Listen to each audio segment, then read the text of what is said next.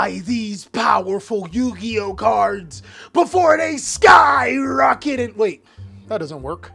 Buy these powerful Yu-Gi-Oh cards before YCS Rhode Island? Where the hell is Rhode Island?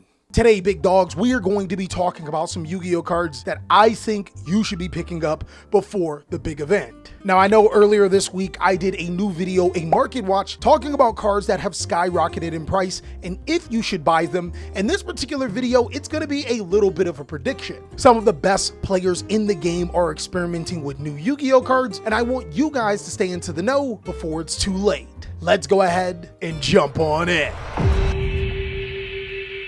What's going on with y'all big dogs? And it is an amazing day for Yu-Gi-Oh! I hope that your day phenomenal. But if it isn't, don't let what happened at the beginning of your day ruin the rest of your day. So we are getting our very first major event in the new Alliance Insight format. Everything that we had from the last Sneak Premiere is 100% legal. And if you guys want to know what I think about this particular Yu-Gi-Oh set, I just so happen to have made an entire video about it. Some of you guys may say it's the first positive review that I've given on any Yu-Gi-Oh set ever, but we know that is a lie. But between a really impactful Yu-Gi-Oh set and the new ban list that we just have, we are expected to be in a completely different Yu-Gi-Oh space. And when being in a completely different Yu-Gi-Oh space, there are definitely going to be some cards that may be a little stronger. Some cards may just be a flash in the pan. Cards that I expect for people to have a ton of eyes on, and you should be buying before they put the eyes on it so you can make a profit. Some other cards I see as more of long-term solutions. Cards that just simply don't get looked at enough. And right before we jump into this video, I just wanted to say, I wanted to give a mad shout out to all of my Patreons for helping me pay my editors. They got this video first. And if you guys want to support the channel, anytime you buy from tcgplayer.com, make sure to use my link down below in the description. It really helps us out as a channel, and since I'm giving you the lowdown on some really good information, maybe you help your boy out. Let's go ahead and start off with some cards that I think are going to make an immediate impact. One of the biggest headlines coming into YCS Providence is that Malice is the de facto best deck in the entire game. I think it's fair to think that. Malice was already a really strong Yu-Gi-Oh deck, and while the ban list did hit certain cards like Druid Swarm to 1 and also banning Link Decoder while limiting Dimension Shifter, that wasn't really enough to stop Malice. Hell, even a hit to all of the Malice starters, Dormouse, White Rabbit, and their field spell Malice and Underground doesn't really feel like enough, especially considering that Alliance Insight has some very powerful cards for it. Malice P. March here is a crazy powerful Yu-Gi-Oh card, and it is the most expensive card in the entire set at the time of making this video at about $70 a copy. There's also Malice in the Mirror. I'm standing in the Malice. I'll stop.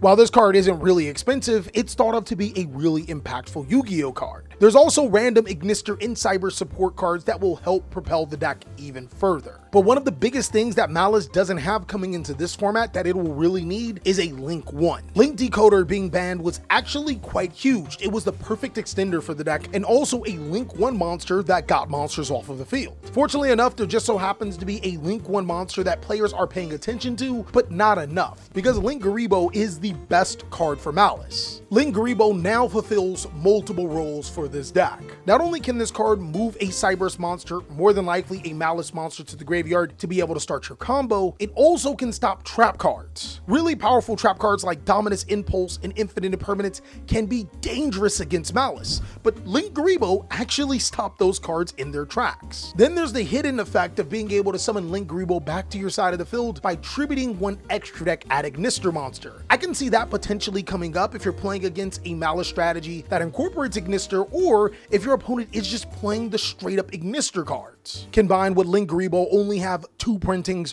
one as the ultra rare from Ignition Assault, and the second is a 2021 10 of Ancient Battles super rare. This card is a must play for the Malice strategy. As you guys can already see, I am cooking in the lab for you, my boy. Going over some incredibly powerful Yu-Gi-Oh cards that people don't seem to be paying a lot of attention to. But Linguriboh is really where it starts. I don't expect this card to be high for very long, just like how I don't expect the Black Goat Laughs to be high for very long either. Now, the Black Goat Laughs is also a really dangerous Yu-Gi-Oh card. Its effects are pretty insane. While on the field, it allows you to declare one monster name, and neither player can special summon that monster with the original name except from the graveyard. It also has a graveyard effect where you can banish it and declare a monster name, and then neither player can activate that monster effects on the field with that original name. This card has actually been crazy for so freaking long, players just have not paid too much attention to it. It's incredible against monsters like YCS Detonator or Malice P. Whitebinder, while also disrupting the flows and plays of other top tier decks. Previously, it was only really good in a deck like White Force, a strategy that could discard Black Gold Lavs to be able to use other effects while still having a really good counter card. But a lot of players are starting to play it inside of their deck period because it just has amazing effects. It also just so happens to be a triple tactic thrust target too, and fairly generic enough for you to be able to play inside of your main board.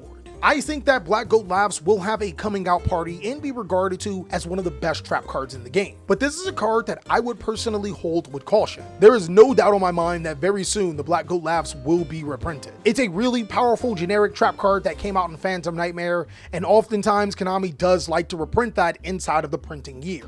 Another card I've been noticing that players have been experimenting with is anti-magic arrows. Now, magic arrows is a pretty interesting Yu-Gi-Oh card. It states at the start of the battle phase and for the rest of this turn, neither player can activate spell or trap cards and their effects. That includes spell or trap cards that are in the graveyard trying to activate their effects, as well as spell and trap cards that are already face up. It also states that neither player can activate cards or effects in response to this card's activation, which is huge.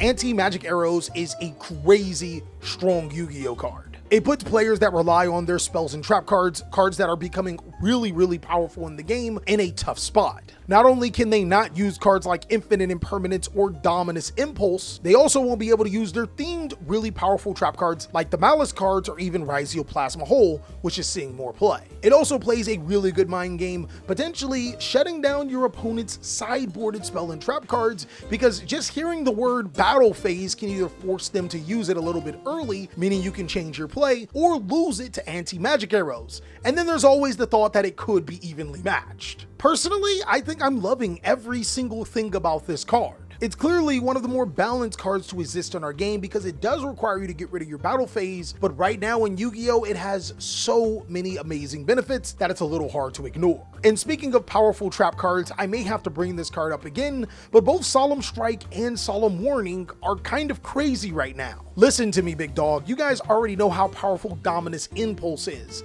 A powerful trap card that allows you to be able to stop card effects to be able to special summon themselves. Well, it just so happens that Solemn Warning does the same thing and is a hell of a lot cheaper. Now, granted, Solemn Warning can't be activated from the hand like Dominus Impulse, but it's also a card that doesn't require you to stay away from 3 attributes for the entirety of the game. It's a perfect sideboard card if you're going first. Solemn Strike has secretly been one of the most dangerous trap cards in the entire game. Not only does it stop Links, Exceeds, and Synchro Summons, it can also stop really powerful hand traps. And I personally don't think you can go wrong with either of these choices, especially considering that there are so many different rarities for Solemns. The versions that I do think are immediately going to skyrocket in price though are going to be the quarter century rares and the ultimates. And to be honest, the thing that I really like about the cards that I've been talking to you about have multiple rarities. So even if the high-end versions do skyrocket in price, the low-end versions are still available for the budget Yu-Gi-Oh player. I'm always looking out for you, big dog. Now, of course, big dogs, if you want to look out for your boy